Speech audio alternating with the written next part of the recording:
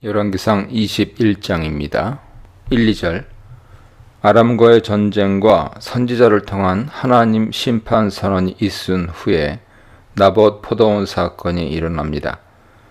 아합궁 가까이에 이스라엘 지방에서는 이스라엘 사람 나봇에게 포도밭이 있었습니다. 아합은 포도원 주인인 나봇을 불러 포도원을 자신에게 팔라고 요구했죠. 이유는 포도원이 왕궁 가까이 있기 때문인데 자신의 채소밭으로 만들고 싶다는 것입니다. 대신 자신에게 포도원을 주면 자신에게 있는 포도원 중에서 좋은 포도원을 주겠고, 만일 돈으로 받고 싶으면 그 가격에 해당하는 돈을 주겠다고 제안합니다. 일반적으로 아합 제안은 나봇에게 나쁜 제안이 아닙니다.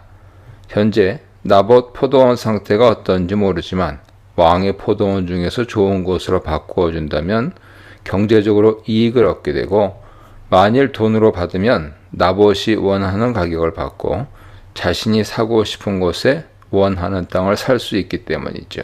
겉으로 보았을 때 아합은 왕이라는 지위를 이용해 백성의 땅을 빼앗지 않고 매우 후한 조건으로 너그럽게 땅을 사려는 것처럼 보입니다. 3, 4절입니다. 하지만 나봇은 아합에게 자기 조상의 유산을 왕에게 주는 것을 여호와께서 금지하셨기 때문에 팔 수 없다고 거절합니다. 이스라엘에서 땅은 여호와께서 가나안 입성 시 각 가족들에게 선물로 주신 것이기 때문에 땅을 팔지 말라고 명령하셨습니다. 이스라엘에서 토지 매매는 금지되어 있었죠. 지게표를 함부로 옮기지 말라는 명령도 땅을 함부로 사고 팔지 말라는 의미입니다. 가나안이나 다른 이유로 땅을 거래하더라도 가까운 친척에게 넘겨서 지파 간의 경계를 넘어서지 못하게 합니다. 슬로보앗의 딸들이 땅을 소유한 상태에서는 다른 지파 사람들과 결혼하지 못하고 같은 지파 사람들과만 결혼할 수 있게 제한한 이유도 처음 정해놓은 경계선이 흐트러질 것을 염려해서입니다. 이스라엘 백성에게 땅은 하나님께서 그의 백성들에게 주시는 은혜를 계속해서 누리는 은혜의 통로였으며, 재산인 땅을 잃는 것은 하나님의 은혜를 잃는 것으로 간주했습니다. 경제적인 면에서 볼 때 부익부 빈익빈을 막기 위한 방편이었죠. 부유하거나 권력 있는 사람들은 돈이나 힘으로 계속 땅을 늘릴 수 있지만, 힘이 없거나 돈이 없는 사람은 있는 땅도 빼앗겨 더욱 가난하게 되기 때문입니다. 그러므로 땅을 거래하지 말라는 하나님의 법률은 이스라엘 경제 제도의 근간이었습니다. 그런데 아합은 하나님의 대리자로서 이스라엘의 제도를 지켜야 할 임무가 있는데도 땅 거래를 요구했고, 나봇은 여호와께서 허락하신 일이 아니라고 하면서 거절합니다. 이에 아합은 더 이상 강요하지 못하고 속상하고 성난 마음으로 왕궁에 돌아와 침상에 얼굴을 돌리고 누워 식사도 하지 않았습니다. 나봇에게 거절당하고서 속상하고 성난 마음은 여호와의 심판을 받았을 때 느꼈던 감정을 표현할 때와 같은 표현입니다.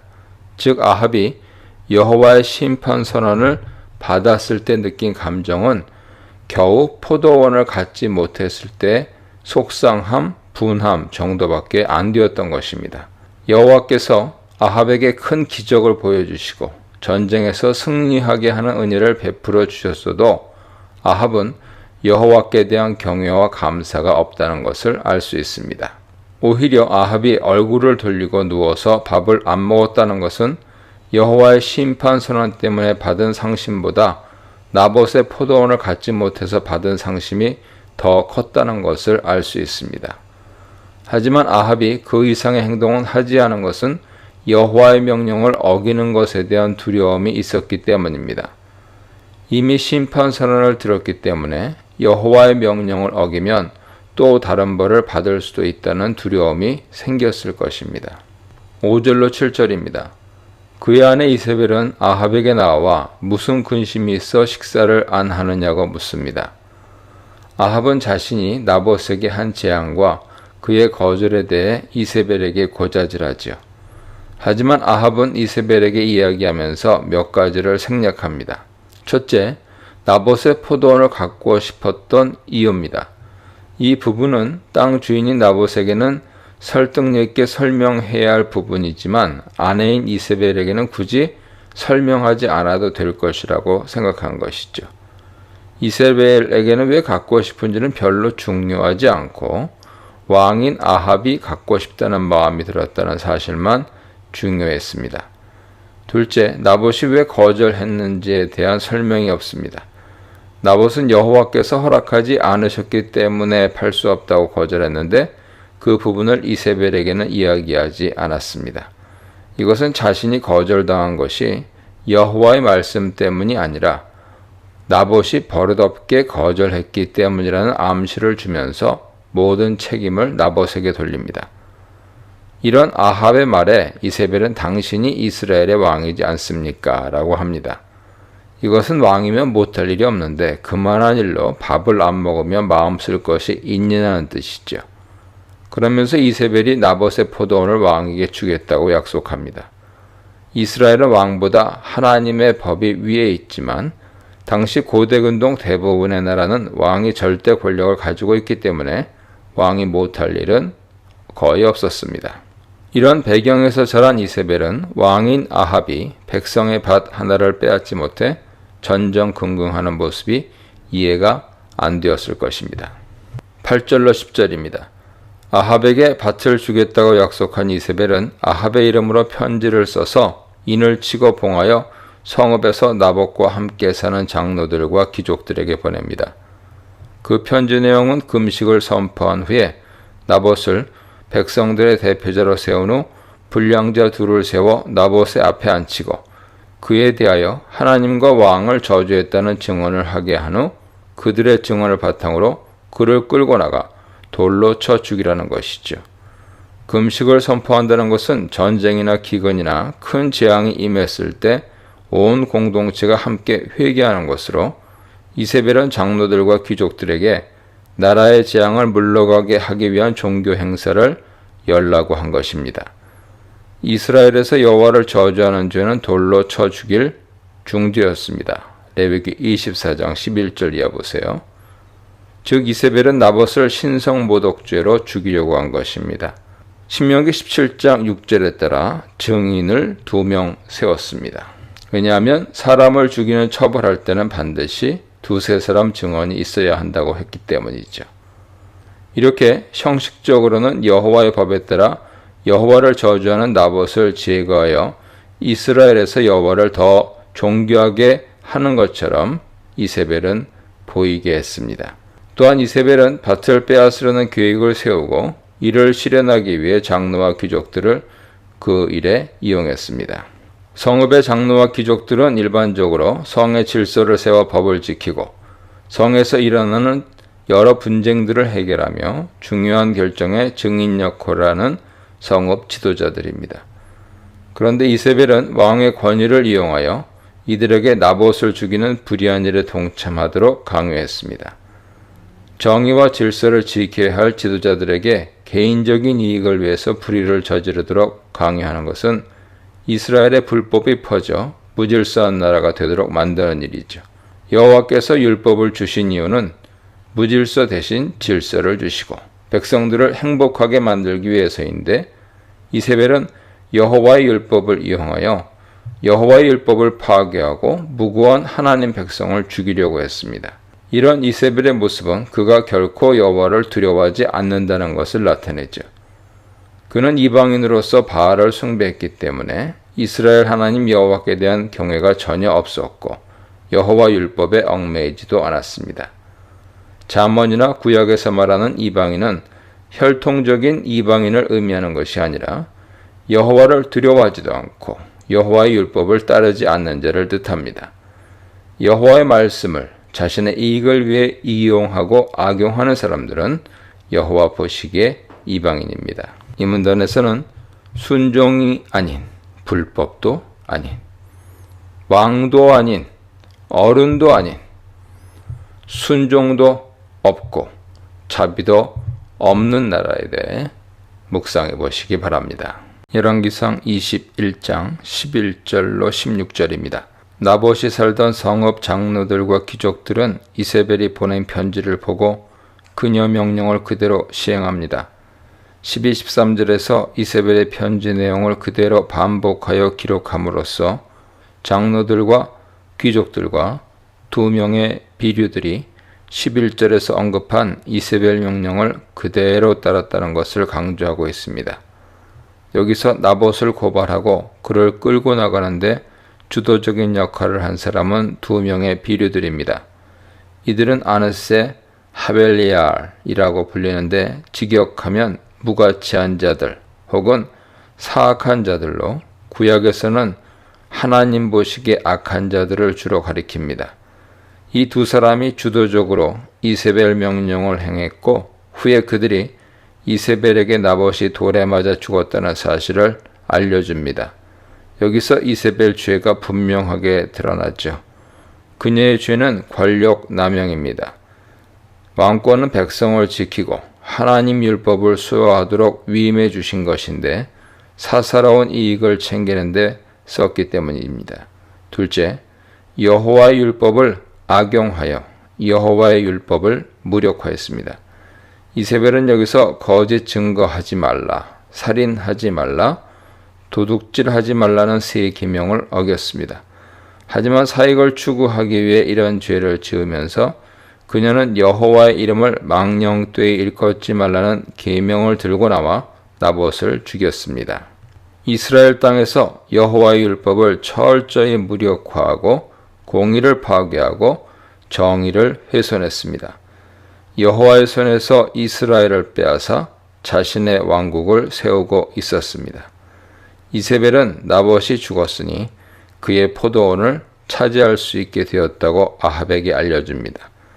원칙적으로 나봇이 죽으면 그의 자식들이 땅을 이어받아야 하지만 왕에게 죄를 지은 자의 땅은 왕이 몰수할 수 있었던 것으로 보입니다. 그래서 나봇의 죄목에 하나님과 왕을 저주했다는 항목을 붙인 것입니다. 이에 아합은 곧 일어나 나봇의 포도원을 차지하기 위해 이스라엘로 내려갑니다. 시무룩하던 왕이 포도원을 차지하게 되었다는 말에 신나서 움직이고 있습니다.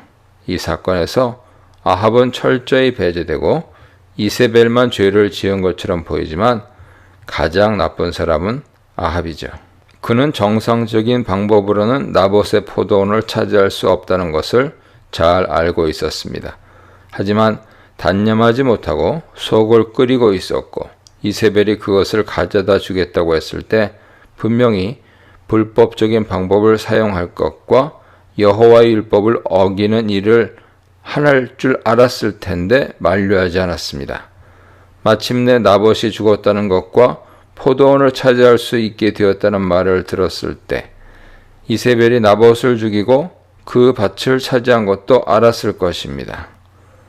하지만 철저히 침묵하고 오직 포도원을 갖게 된 것만 기뻐했습니다. 이 사건의 1차 책임자는 아합이고 이세벨은 실행자입니다. 여호와 보시기에 둘 다 악한 자들입니다. 17, 19절입니다. 이세벨은 공식적으로는 매우 합법적인 방법으로 나봇의 포도원을 빼앗았지만 하나님께서는 이 사건을 처음부터 보고 계셨고 결국 엘리야를 불러 아합에게 심판 선언을 하기로 결심하십니다. 여호와께서는 아합이 포도원을 차지하기 위해 한 행동과 동일한 동사인 일어서라, 내려가라를 사용해서 아합의 행동을 강조합니다. 여호와께서 아합에게 하신 말씀은 2가지인데 첫째는 죄목으로 나봇을 죽이고 그의 소유를 빼앗은 것입니다. 하나님께서는 나봇 죽음에 대한 책임을 아합에게 묻고 계시죠.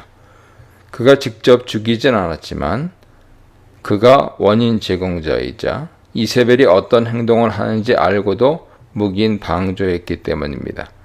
그리고 그에 대한 심판으로 개들이 나봇의 피를 핥은 곳에서 네 피, 곧 네 몸의 피도 핥을 것이라 판결하십니다. 개들이 피를 핥는다는 것은 길에서 죽임을 당하여 안장되지 못했다는 것으로 나봇이 길에서 살해당한 것처럼 아합도 길에서 살해당할 것이라는 의미죠. 이 심판의 근본 원리는 눈에는 눈, 이에는 이입니다. 이 원리는 구약 상해법의 근본으로 하나님께서는 아합이 나봇 죽음에 죽음으로 갚아야 한다고 말씀하십니다. 20절로 26절입니다. 하나님 말씀을 받은 엘리야는 아합을 만나러 갔고 엘리야를 본 아합은 그에게 자신의 원수라고 부르며 불편한 심기를 드러냅니다. 이에 대해 엘리야는 아합이 스스로 악을 저지르는 일에 자신을 팔았기 때문이라고 비난합니다. 그리고 아합에게 여호와의 말씀을 전달하는데 엘리야의 말은 19절의 말과 조금 다릅니다. 19절은 여호와의 말씀 전체를 알려준 것이 아니라 앞부분을 말한 것이고 21절로 24절까지가 여호와 말씀의 나머지 부분에 해당하는 것이죠. 자기 스스로를 재앙에 판 아합에게 여호와께서 내리신 벌은 19절에서 언급된 아합의 비참한 죽음 이외에도 그의 가문의 모든 남자들을 쓸어버리겠다고 선언하십니다. 이스라엘 가운데 매인자나 노인자라는 표현은 어떤 상황에 있든지 모두 죽이겠다는 것을 나타냅니다. 그러면서 아합 집에 내린 벌이 어떤 종류인지 여로보암 왕가의 멸망과 아히야 왕가의 멸망을 통해서 분명하게 알려주십니다. 이것은 오므리 왕가에 대한 반란이 일어나 아합 왕가가 완전히 무너지게 된다는 의미죠. 23절에서는 이 일의 실행자인 이세벨에 대한 심판으로서 개들이 이스라엘 성읍에서 이세벨을 먹을 것이라고 선언하십니다. 이것은 이세벨이 죽임을 당한 후에 길에 버려져 그의 시신을 개들이 먹을 것이라는 의미로 안장되지 못하는 저주를 받게 된다는 의미입니다. 그리고 아합에게 속한 자들, 즉 가족, 신복, 그의 정권을 떠받치고 있는 귀족들을 모두 한 통속으로 보고 하나님께서는 이들도 이세벨과 같은 죄를 물어 동일한 심판 선언을 내리십니다. 지도자의 잘못이 가장 크지만 지도자가 악한 일을 실행하는 것을 묵과하거나 동조하거나 적극 협조한 것도 모두 죄가 된다고 보신 것이죠. 이들 중 누구도 아합과 이세벨에게 나봇의 포도원을 빼앗기 위해 나봇을 죽이면 안 된다고 말하지 않고 이세벨의 지시에 따라 한 몸처럼 움직였기 때문에 공범인 것이죠. 25, 26절은 여호와의 심판 선언에 대한 열왕기 화제 해설로 화자는 아합이 이러한 심판 선언을 받은 것에 대해 세 가지 이유를 말합니다. 첫째, 여호와 앞에서 악을 행하기 위해 스스로를 팔았다.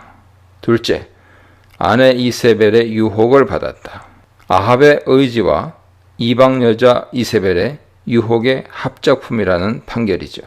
셋째, 아합이 여호와께서 이스라엘 자손들 앞에서 쫓아내신 아모리 사람들이 행하던 것처럼 우상을 섬기며 매우 가증하게 행동했다.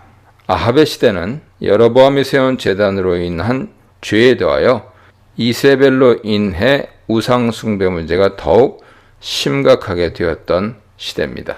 27, 29절입니다. 여호와의 심판을 들은 아합은 옷을 찢고 굵은 배로 몸을 동이고 금식하고 굵은 배에 누우며 또 풀이 죽어서 다녔습니다. 아합은 심판 선언에 놀라 죄를 인정하고 용서를 구한 것이죠. 그는 갈멜산에서 불이 내려온 것과 비가 내린 것과 아람왕 벤하닷을 이긴 기적들을 통해서 여호와가 살아계시다는 것과 여호와가 큰 권능을 가지고 계시다는 것, 말씀하신 것은 반드시 이루신다는 사실을 알고 있었습니다.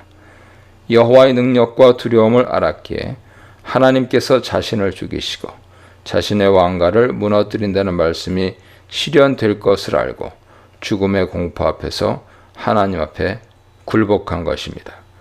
하지만 이런 아합을 보시고 여호와께서는 엘리야에게 나타나셔서 그를 용서하시고 그에 대한 처벌을 다음 세대로 미루신다는 말씀을 하십니다. 여호와께서는 엘리야에게 아합이 내 앞에서 겸비함을 네가 보느냐고 말씀하시는데 마치 아기가 걸음마하는 것을 자랑스러워하는 아버지 모습과 같습니다. 여호와께서는 은혜롭고 자비롭고 노하기를 더디하시며 인자가 많으신 모습으로 아합도 용서하신 것이죠. 심판이 사라진 것은 아니며 하나님께서 한 번 더 아합을 참아주기로 결심하신 것입니다. 이 문단에서는 비겁한 협력자 장로들, 비겁한 공범자, 즉각적인 심판과 유예된 심판에 대해 묵상해 보시기 바랍니다. 1절 4절 아람과 이스라엘 사이에 전쟁 없이 3년을 지냈다는 말로 시작하는데 이것은 20장 마지막 부분과 연결됩니다. 2절에서 여호사밧이 이스라엘 왕에게 내려간다고 나오는데 여호사밧과 아합은 서로 사돈관계를 맺었기 때문에 평화로운 관계를 유지하고 있었습니다. 아합의 딸 아달랴와 여호사밧의 아들 여호람이 결혼했습니다. 이때 신하들에게 아합은 길르앗 라못이 원래 우리 이스라엘 땅이니 아람 왕 손에서 그것을 되찾아야 한다고 말합니다. 아합은 아람과의 전쟁을 계획한 뒤 유다의 여호사밧 왕에게 동행을 요청했습니다. 이에 여호사밧은 기꺼이 동참하겠다고 허락합니다. 나는 당신과 같고 내 백성은 당신의 백성과 같고 내 말들도 당신의 말들과 같다는 것은 자신도 전쟁에 참여할 것이며 유다 군사와 말들도 아합의 군대와 같이 전쟁터에 갈 것이라는 의미입니다. 5절 6절입니다. 아합의 말에 동의한 후 여호사밧은 그에게 전쟁에 참여해도 좋을지를 여호와께 물으면 좋겠다고 요청합니다. 여호사밧은 열왕기상 22장 43절에 따르면 여호와 보시기에 선한 왕으로 평가받고 있습니다. 이런 여호사밧의 모습은 자기 마음대로 전쟁을 하려는 아합의 불신앙적인 모습과 대조됩니다. 아합은 나봇 사건으로 인해 여호와의 심판 선언을 받고 죽음이 두려워 여호와께 회개하고 받을 벌이 연기되는 은혜를 입었습니다. 하지만 시간이 지나고 평안한 삶을 살게 되자 여호와의 은혜와 권능과 두려움을 잊어버리고 다시 예전 모습으로 돌아간 것이죠. 그는 전쟁 여부를 여호와께 물을 생각도 안 하고 있었습니다. 아합은 여호사밧의 요청에 선지자 400명 정도를 모으는데 이들이 여호와를 섬기는 선지자인지는 의심스럽습니다. 북이스라엘 상황에서 엘리야와 같은 진정한 여호와의 선지자들은 핍박을 받고 숨어 지내고 있는 상황에서 여호와의 참 선지자를 400명이나 모으는 것은 쉽지 않았을 것입니다. 그러므로 이들은 어용 선지자들로서 아합 입맛에 맞추어 이야기해주는 가짜일 가능성이 큽니다. 이런 선지자들에게 아합은 자신이 전쟁을 하기 위해 올라갈지를 묻습니다. 그러자 그들은 모두 올라가라고 하면서 나의 주인께서 왕의 손에 주셨다고 응답해 줍니다. 이들은 여호와의 말씀을 전할 때 쓰는 여호와께서 이렇게 말씀하셨다라는 전형적인 예언 구문을 사용하지 않습니다. 주어를 여호와라고 하지 않고 나의 주라는 애매한 표현을 사용하고 있습니다. 7절로 9절입니다. 이런 모습을 본 여호사밧은 이들의 예언을 믿지 못하고 다른 여호와의 선지자가 없는지 묻고 그에게 물어볼 수는 없는지 묻습니다. 여호사밧은 여호와를 섬기는 인물이기에 이들의 모습과 말이 일반적인 여호와의 선지자의 모습과 다르다는 것을 직감적으로 안 것이죠. 그러자 아합은 여호사밧에게 미가야라는 한 선지자가 남아있고 그에게서 여호와의 뜻을 물어볼 수 있다고 답해줍니다. 그런데 아합은 그가 자신에게 좋은 것은 예언하지 않고 항상 나쁜 것만 예언하기 때문에 그를 미워한다고 솔직하게 이야기합니다. 이것은 자신이 그를 매우 꺼리기 때문에 불러오지 않았고 불러와도 또다시 나쁜 이야기만 할 것이기 때문에 불러오기 싫다는 의미죠. 하지만 여호사밧은 아합에게 그렇게 말하면 안 된다고 충고합니다. 이것은 여호와의 말씀이면 좋은 말이든지 나쁜 말이든지 다 들어야 한다는 의미죠. 미가야라는 선지자는 여기서 처음 등장하지만 아마 종종 아합이 여호와 앞에서 범죄하거나 여호와 보시기에 옳지 않은 전쟁을 할 때 아합에게 여호와의 말씀을 전달한 것 같습니다. 이것은 이스라엘의 진정한 왕으로서 여호와께서 아합의 악행을 막아 아합과 이스라엘이 여호와 앞에서 더 큰 죄를 짓는 것을 막기 위한 여호와의 사랑이며 보호이자 경고였습니다. 하지만 아합은 단순히 자신이 하고 싶은 것을 가로막는 인물이라고만 여겨 싫어한 것입니다. 아합은 한편으로 자신의 권위만 세우려는 권위적인 인물이지만 다른 한편으로 자신을 비판하는 소리를 전혀 듣고 싶어하지 않는 유아적인 인물이었던 것입니다. 여호사밧 충고에 아합은 마지못해 미가야를 부릅니다. 10절로 12절입니다.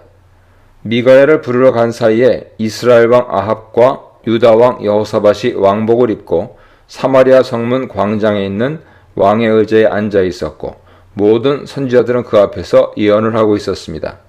이 부분은 성문 앞의 상황을 우리에게 설명하고 있죠. 이때 그나아나의 아들 시드기야라는 선지자가 자신을 위하여 철로 만든 뿔을 가지고 와서 그것을 들고 말하기를 여호와께서 이것으로 아람 사람을 완전히 치라고 하셨다는 말을 전합니다. 뿔은 힘의 상징이며 여기서는 여호와의 힘의 상징으로 쓰이고 있습니다. 시드기야는 여호와께서 이렇게 말씀하셨다 하는 예언자의 전형적인 문구와 도구까지 사용하여 자신이 진정한 여호와의 말씀을 전하는 것처럼 말했습니다. 이런 시드기야 말에 나머지 선지자들도 동조하고 길르앗 라못으로 올라가 승리하라고 기원하며 여호와의 승리 약속까지 줍니다. 이들의 말만 보면 5, 6절에서 예언한 선지자들보다 형식적으로는 훨씬 여호와의 선지자들 같죠. 여호와의 이름을 부르고 여호와의 전형적인 예언 문구를 사용하며 자신들이 진정한 여호와의 선지자라고 주장했습니다. 13, 14절입니다. 이러는 사이에 아합이 보낸 사자는 미가야에게 도착했고 미가야를 만난 그는 미가야에게 보소서라며 선지자들이 하나같이 왕에게 좋은 말만 했다는 사실을 알려주며 그 선지자들이 한 목소리로 말한 것처럼 제발 왕에 대해 좋은 예언을 해달라고 부탁합니다. 이런 사자의 부탁을 보면 아합이 부른 400명의 선지자들은 이미 아합이 자신들을 부를 때 왕이 어떤 말을 하면 좋아할지 알고 온 사람들로 추측됩니다. 이들은 여호와의 선지자라는 이름을 가지고 있으면서 여호와의 뜻을 온전히 찾을 생각을 하지 않고 왕의 눈치를 보며 왕이 원하는 말만 하려는 어영 선지자들인 것이죠. 이런 모습을 보면 아합 왕궁은 전체적으로 부패했다는 것을 알 수 있습니다. 여호와를 왕으로 생각하지 않기 때문에 아합은 자신의 생각대로 전쟁하려고 했습니다. 신하들은 왕의 눈치를 보며 왕의 비위를 맞추기 위해 움직였습니다. 결국 여호와의 말씀을 제대로 전달해야 하는 선지자들도 왕의 눈치를 보면서 왕이 원하는 말만 하는 지경이 되었습니다. 그러나 미가야는 사신의 요청을 단호하게 거절합니다. 그는 여호와의 살아계심을 두고 맹세하면서 여호와께서 말씀하시는 것만 말하겠다고 단호하게 선언합니다. 그는 다른 선지자들과 달리 아합을 위한 선지자가 아니라 오직 여호와의 말씀만 전하는 여호와를 위한 선지자라는 자신의 정체성을 분명히 합니다. 아합 왕이 싫어할 것도 자신의 삶이 편안하지 않을 것도 알았지만 자신이 여호와의 말씀을 온전히 전하는 것이 아합 왕과 이스라엘에게 더 유익하다는 것을 알기에 이 모든 것을 무릅쓰고라도 여호와의 말씀만 전하는 본연의 임무를 다하겠다고 한 것이죠. 이런 미가야의 모습은 여호와의 말씀을 받고 여호와께서 주신 사명을 감당하고 살아가는 이 땅의 모든 사역자들과 성도들이 지켜야 할 자세입니다.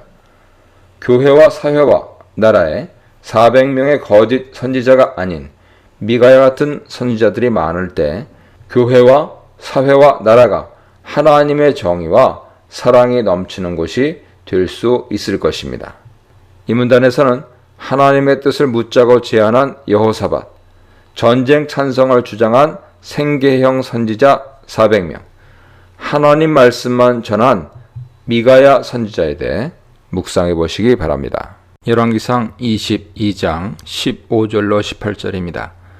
미가야가 왕 앞에 오자 왕은 400명의 선지자들에게 물었던 것처럼 길르앗 라못으로 전쟁하러 가도 되는지 묻습니다. 미가야는 400명 선지자가 대답한 것 같이 올라가라, 그리고 승리하라, 여호와께서 그곳을 왕의 손에 넘겨주셨다는 긍정적인 신탁을 합니다. 미가야의 예언을 들은 아합은 자신에게 좋은 예언을 한 그의 말을 믿지 못합니다. 항상 안 좋은 예언만 하던 사람이 좋은 예언을 했기 때문이죠. 그는 몇 번이나 맹세를 하게 하면서 여호와의 이름으로 진실하지 않은 것은 말하지 말라고 명령합니다. 미가야의 좋은 예언이 사실임을 확인받고 싶었기 때문입니다. 아합이 진실한 말만 하라고 하자 미가야는 자신이 여호와로부터 실제로 받은 환상과 말씀을 전달하기 시작합니다. 그는 온 이스라엘이 목자 없는 양같이 산에 흩어진 것을 보았고 여호와께서 말씀하시길 이들을 위한 주인들이 없으니 각 사람들은 그들의 집으로 평안하게 돌아가게 하라고 말씀하셨다고 알려줍니다. 이스라엘이 목자 없는 양같이 산에 흩어져 있다는 것은 목자인 아합이 없어질 것이라는 의미이며 아합의 죽음 예고죠. 전쟁터에 가면 아합은 죽고 백성들은 왕을 잃고 이리저리 흩어지게 되니 백성들을 집으로 돌려보내라는 의미입니다. 이 말을 들은 이스라엘 왕은 여호사밧 왕에게 이전에 자기가 한 말이 맞지 않느냐고 하면서 쓸데없는 데 시간을 낭비했다고 푸념합니다. 아합은 미가야의 예언을 믿지 않고 있습니다. 자신의 입으로 여호와의 이름으로 진실하게 말하라고 말했고 미가야는 맹세를 따라 말을 했는데도 아합은 미가야의 예언이 여호와께로부터 나온 것임을 믿지 않은 것이죠. 이런 모습은 아합이 여호와를 긍정적으로 생각하지 않았음을 보여줍니다. 아합은 여호와께 경고를 받고 회개하여 목숨을 연장했지만 하나님 은혜에 감사하지는 않고 있었던 것입니다. 아합은 여호와를 늘 자신을 못마땅하게 생각하고 벌을 주시는 분으로 여긴 것입니다. 미가야가 진정한 여호와의 선지자라는 것을 알면서도 그의 말 듣기를 싫어하고 불평합니다. 아합은 자신이 왜 하나님께 징계를 받는지에 대한 성찰이 전혀 없습니다. 엘리야를 통해 하나님은 오직 여호와밖에 없다는 것을 보여주었지만 여전히 여호와를 자신의 왕으로 인정하지 않고 있습니다. 하나님은 아합이 하나님을 인정하지 않고 이방신을 섬기는 것을 질책하고 벌을 내렸지만 아합은 아직도 이런 자신의 잘못을 못 깨닫고 불평만 했습니다. 아합은 매우 유아적이죠. 하고 싶은 대로 하고 듣고 싶은 말만 듣고 갖고 싶은 것은 기어이 가져야 하고 징계를 하면 잠시 두려워하다가 결국 토라지는 아이와 같습니다. 19절로 23절입니다. 미가야는 어린아이처럼 투정하는 아합에게 계속 환상을 통해 들은 여호와의 말씀을 전합니다. 그는 여호와의 천상회의 환상을 전달합니다. 여호와의 총회는 욥기 1, 2장이나 이사야 6장 등 구약에서 가끔 언급되는 장면인데 여기서는 하늘 군대가 보좌 좌우에 서 있는 모습을 그리고 있습니다. 이것은 여호와께서 전쟁을 주관하신다는 것을 보여주죠. 천상회의에서 여호와께서 누가 아합을 유인하여 길앗 라못으로 올라가서 죽게 하겠느냐고 물으시니 영들이 다양한 의견을 내놓습니다. 한 영이 나와서 자신이 유인하겠다고 말합니다. 여호와께서 어떤 방법으로 하겠느냐고 물으십니다. 그는 자신이 거짓 영이 되어 모든 선지자 입에 있겠다고 말하죠. 모든 선지자들에게 거짓말을 하도록 만들겠다는 것입니다. 그러자 여호와께서 속이는 것을 허락하시며 그렇게 하라고 명령하십니다. 미가야는 이런 이유로 해서 여호와께서 당신의 선지자들의 입에 거짓의 영을 두셨고 결국 여호와는 당신에게 재앙을 말씀하셨다고 합니다. 결국 400명의 선지자들이 아합에게 전쟁에 올라가면 승리하리라고 예언한 것은 거짓 영으로 인한 속임수이며 아합에게 재앙을 주기 위한 유인책이라고 하는 것입니다. 아합에게 있던 400명의 선지자는 여호와의 진정한 선지자가 아니라 아합이 원하는 말을 해주는 아합의 선지자들이며 하나님께서는 이들을 이용해서 아합을 유인하도록 허락하신 것이죠.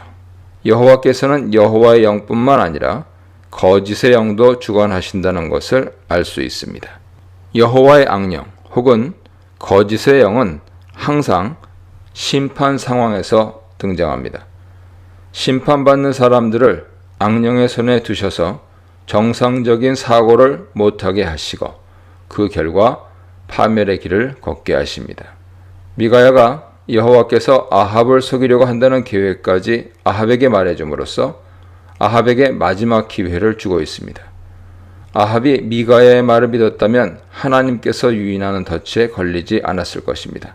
하지만 아합은 여호와께서 주신 마지막 기회를 잃었고 결국 거짓의 영에 미혹되어 전쟁하기로 결정합니다. 24, 28절입니다.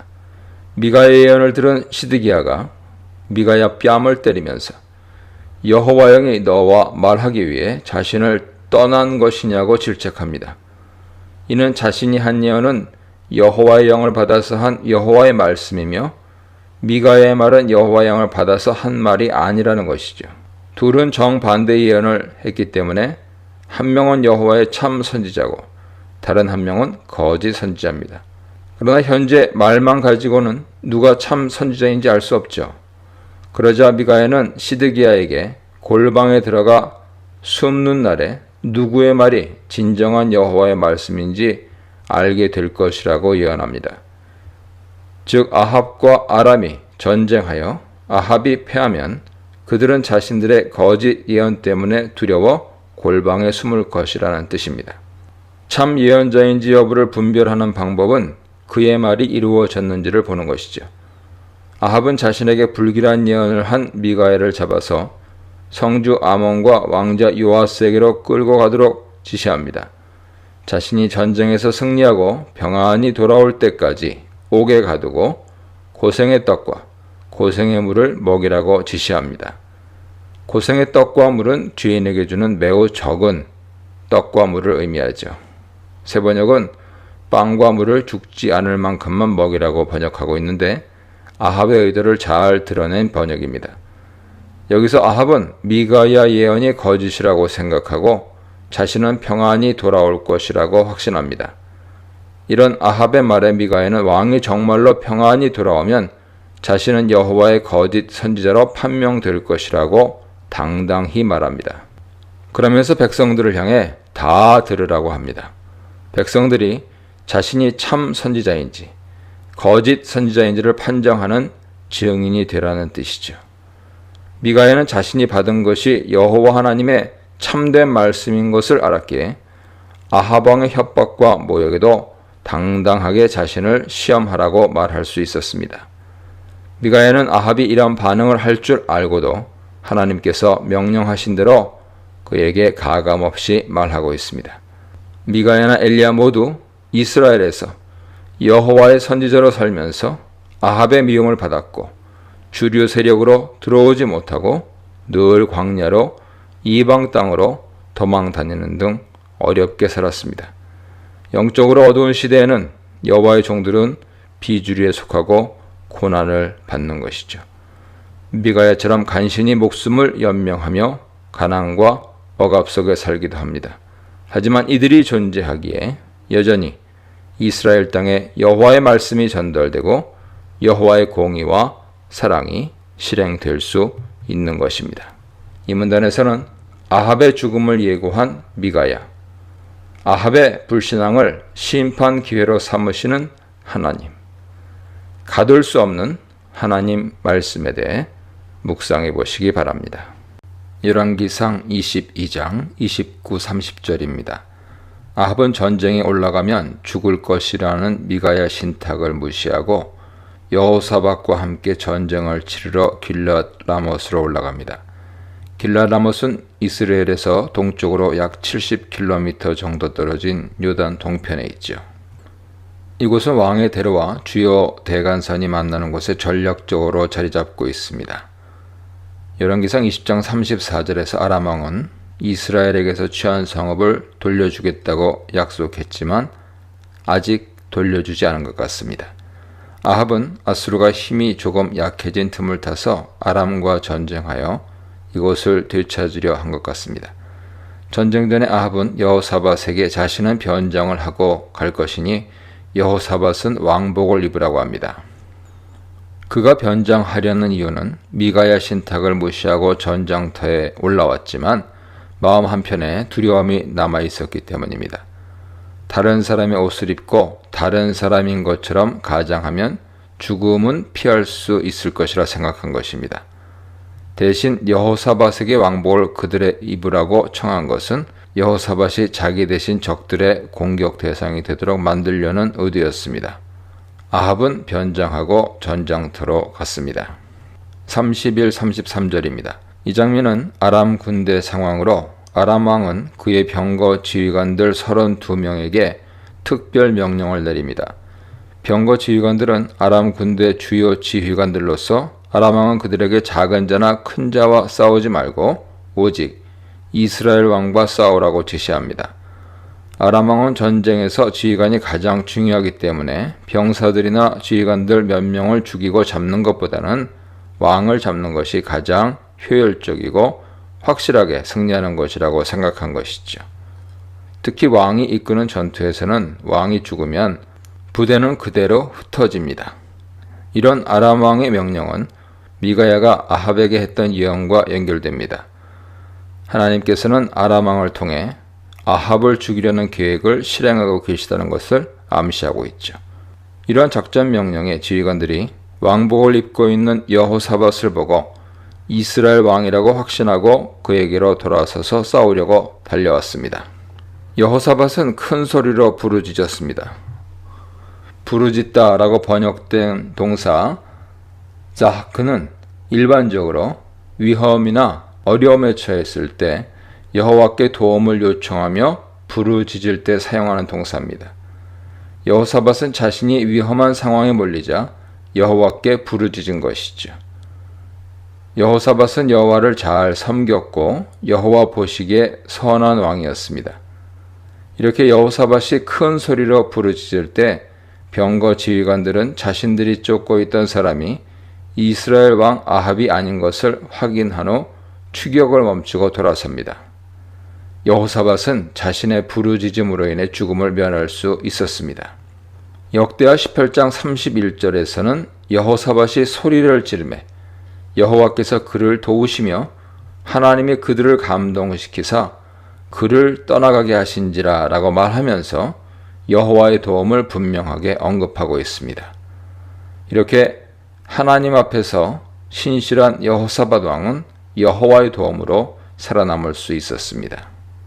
34, 36절입니다. 여호사밧이 여호와의 도움으로 죽음 문턱에서 살아난 반면에 아합은 우연히 어떤 사람이 아합을 마칠 의도 없이 쏜 화살에 맞습니다. 그것도 가슴, 갑옷, 솔기 사이에 맞았습니다. 여기서 화자는 의도하지 않게 갑옷, 솔기 사이에 맞았다 표현하는데 이는 거의 일어날 가능성이 없는 일이 일어났다는 것을 강조하는 표현입니다. 아합이 기적에 가까운 확률로 화살에 맞았다는 것은 하나님께서 하신 일임을 가리키죠. 아합은 미가야를 통해 들은 여호와의 신탁을 피하려고 왕복을 입지 않았고 대신 유다 왕을 미끼로 세웠고 자신을 보호하기 위해 갑옷까지 꼼꼼하게 입었지만 여호와께서 날린 화살은 피할 수 없었습니다.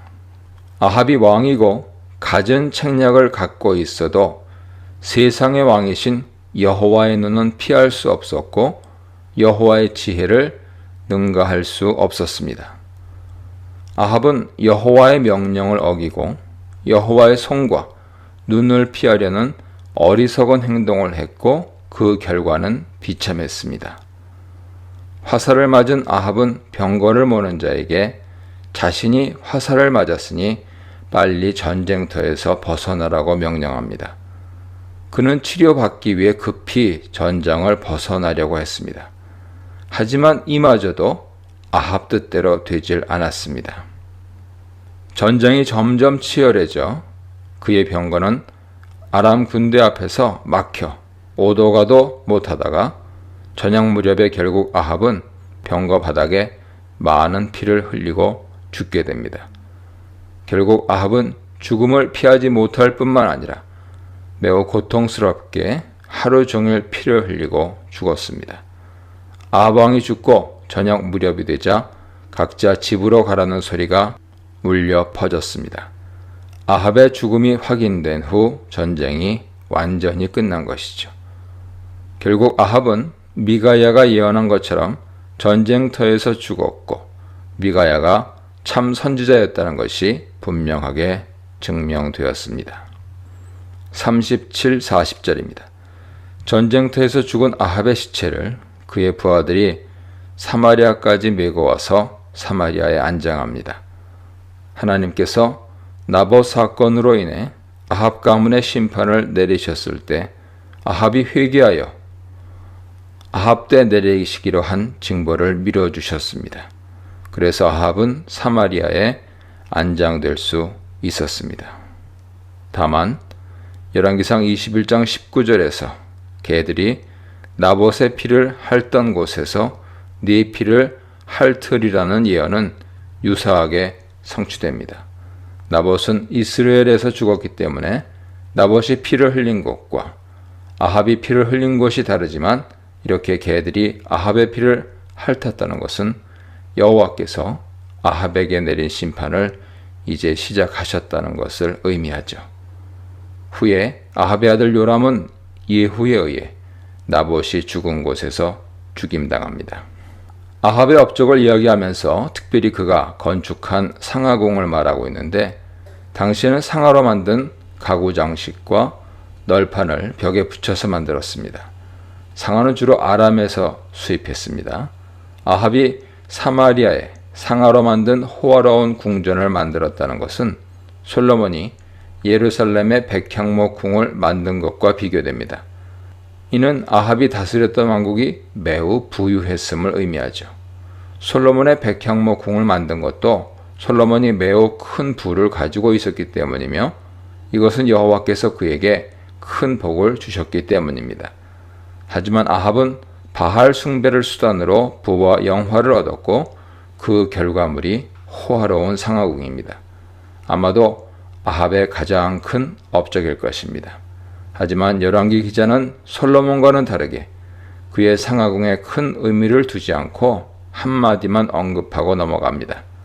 아합의 뒤를 이어 그의 아들 아하시아가 왕이 되었습니다. 이렇게 아합의 긴 이야기는 끝납니다.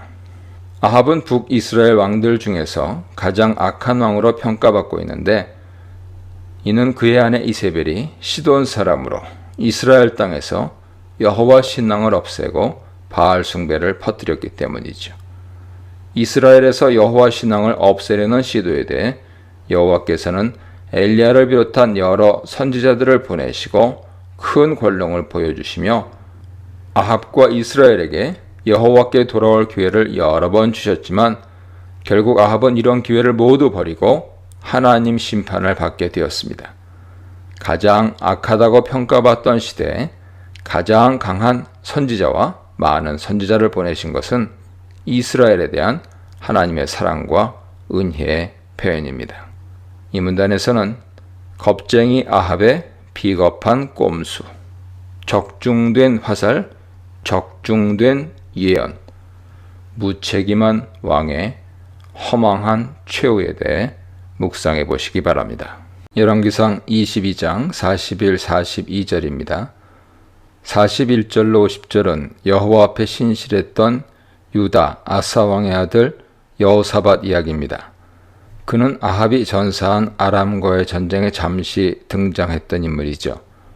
아사 왕과 함께 여호와 앞에 선한 인물로 평가받고 있습니다. 그는 이스라엘 아합 왕 제4년에 남유다 왕이 되었습니다. 여호사밧이 왕이 된 나이는 35세였고 25년 동안 다스렸습니다. 북이스라엘 아합 왕과 동시대를 살았고 아합의 아들 아하시아와 여호람이 왕위에 오를 때까지 살았습니다. 여호사밧은 기원전 872년부터 869년까지 3년 동안 그의 부친 아사왕 섭정하에 있었고 기원전 853년부터 848년까지 5년 동안 그의 아들 여호람과 함께 통치하는 시간을 가졌습니다. 아버지 아사왕이 늙어서 발에 병이 생겨 통치가 어려워지자 함께 통치했던 것이죠. 그러므로 여호사밧의 실질 통치 기간은 33년 정도 됩니다. 그의 어머니 이름은 아수바로 실히의 딸입니다. 43, 44절입니다. 여호사밧은 아사왕과 함께 긍정적인 평가를 받습니다. 그는 아버지 아사의 모든 길로 행하며 돌이키지 아니했습니다. 그는 아사가 단호하게 우상 숭배를 배격한 정책을 그대로 유지했죠. 아사는 조상들이 만든 모든 우상을 없애고 태후가 만든 아세라 상도 파괴했으며 태후까지도 폐위했습니다. 하지만 아사도 산당을 없애지는 못했습니다. 이 부분에 대해서 열왕기 기자는 부정적으로 말하지 않고 아사의 마음이 일평생 여호와 앞에 온전하였다고 평가합니다. 여호사밧은 올바르게 행동했지만 산당 제의는 그대로 허용했습니다.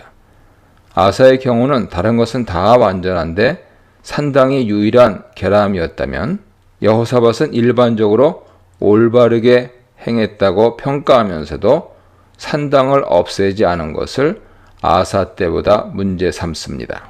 백성들이 여전히 산당에 가서 제사를 드리고 분향했기 때문이죠.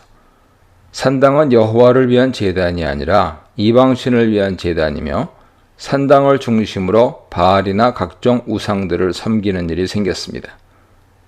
비록 아사는 산당을 남겼지만 자신을 왕으로 세운 태후를 폐위하면서까지 강력한 종교개혁을 시행한 것을 하나님은 높이 평가하십니다. 하지만 종교개혁이 단행된 유다를 물려받은 여호사밧이 아버지 개혁을 발판으로 더 앞으로 나아가 산당까지 없애 종교개혁을 완성해야 했지만 그렇게 하지 못한 것을 저자는 아쉬워하는 것이죠. 여호사밧이 이스라엘의 왕과 더불어 화평한 것을 언급하는데 이건 역시 긍정적으로도 부정적으로도 보기 어려운 결정입니다.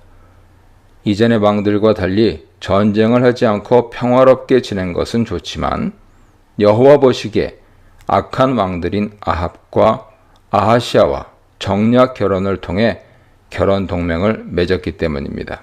여호사밧은 아합과 이세벨의 딸인 아달랴와 자신의 아들 여호람을 결혼시켰습니다. 그래서 여호사밧은 아람과의 전쟁에 참여해달라는 아합의 청을 거절할 수 없었던 것이죠. 여호사밧이 아합을 도운 행동에 대해 역대하 19장 2절에서 선지자 예후는 왕이 악한 자를 돕고 여호와를 미워하는 자들을 사랑하는 것이 옳으니까 라고 비난합니다. 이후에 아합과 이세벨의 딸 아달랴는 자신의 아들 아하시아가 죽은 후 다윗 자손을 모두 멸절시키려 하고 스스로 여왕이 되어 6년 동안 유다를 다스리며 바알 신앙을 퍼뜨렸습니다. 악한 아합 가문의 영향력이 유다 가문까지 위태롭게 만든 것이죠.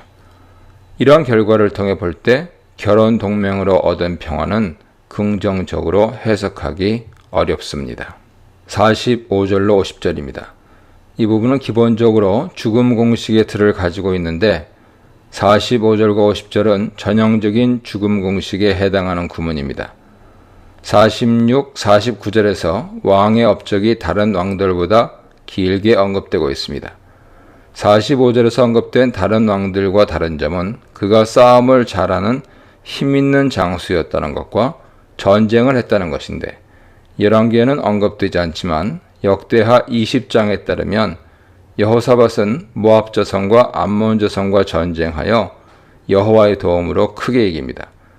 하지만 열왕기상에서는 이 부분은 기록하지 않고 있습니다.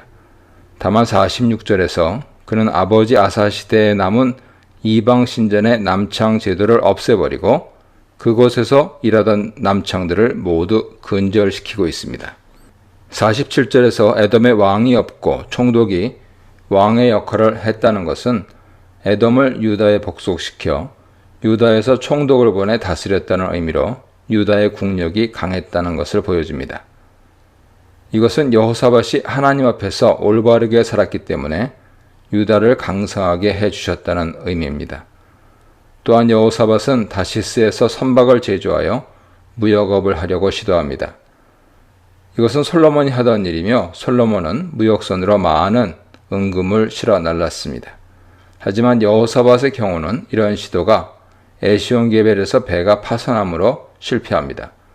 그러자 아합의 아들 아하시아가 여호사밧에게 자신과 합작으로 다시 배를 만들어 무역업을 하자는 제안을 하지만 여호사밧은 거절하죠. 아하시아의 제안은 솔로몬에게 같이 배를 만들자고 제안한 히람의 것과 유사합니다. 이것은 같이 무역을 하여 금전적인 이익을 나누자는 뜻입니다. 열왕기에는 거절한 이유가 언급되지 않는데 여호사밧과 아하시아는 결혼으로 동맹을 맺은 상태지만 경제적인 이익을 나눌 정도로 친밀한 관계는 아닌 것 같습니다. 역대하 20장 35, 37절에서 이 사건에 대해 여호와께서 여호사밧이 악한 왕 아하시아와 교류하는 것을 싫어하셨기 때문이라고 해석하고 있습니다.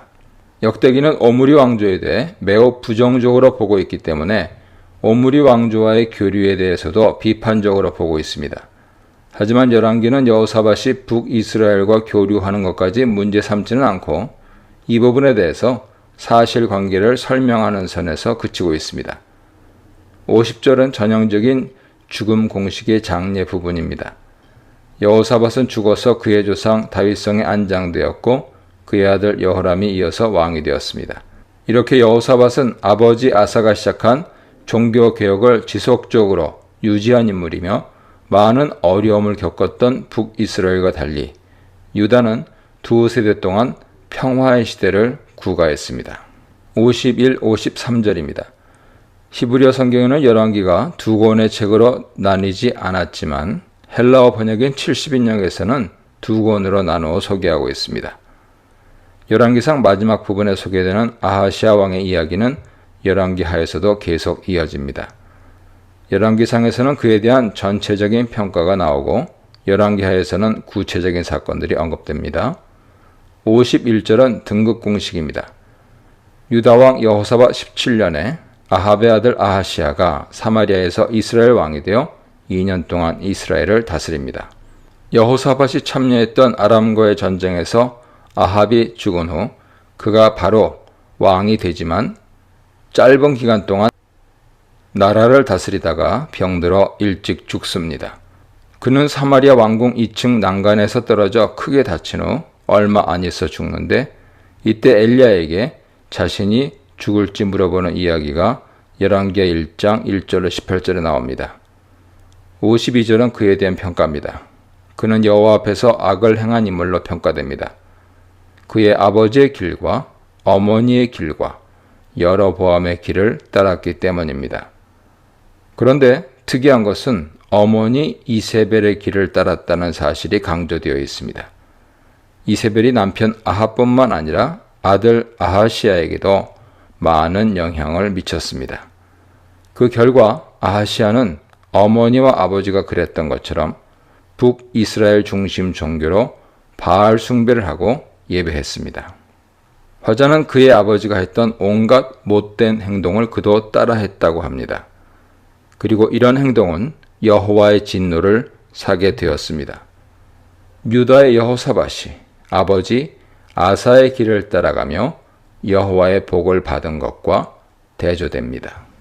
이 문단에서는 여호사밧, 신앙을 이어받은 선한 왕, 여호사밧, 평화와 번영의 시대를 이끈 왕, 아하시아, 악을 떠나지 않은 왕에 대해 묵상해 보시기 바랍니다.